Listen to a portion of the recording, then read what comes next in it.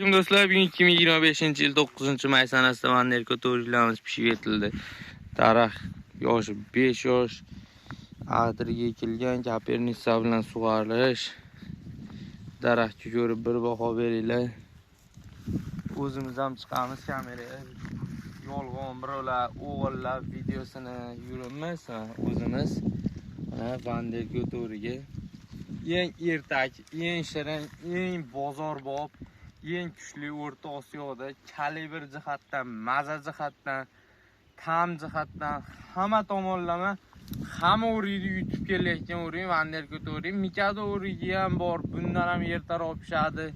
Lekin ta'mi jicha Vanderko to'ri chalibas, lekin u ham shirin, rubitsa, fritsa, yana bir ikkita o'rilar bor. Ular Mikadodan ham jicha nordonroq.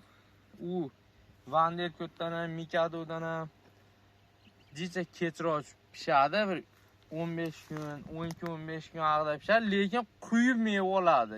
Eng ko'p mevani shpritsa bilan rubitsa oladi. Unaqa ko'p meva oladigan o'rilar yo'q, lekin bozor savdosi bo'yicha dehqonchilik, sotaman, daromad qilaman deganlarga Vanderko to'riga, Mikado o'riga, ashi eng zo'r ertaki, shirin o'rilar tavsiya qilamiz. Ular ko'chatlardan bor, murojaat qilaverasizlar, nomerlar profilda bo'ladi. Bizni kuzatishda davom etasizlar. Hamma daraxtlarni ko'rsating.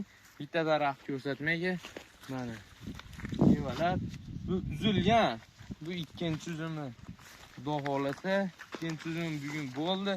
Yomg'ir yoqqan sababli to'xtadi, ishchilar ketdi. Mevani bir o'zlaring ko'rib baho beringlar. Nomer ading, mevani qarang.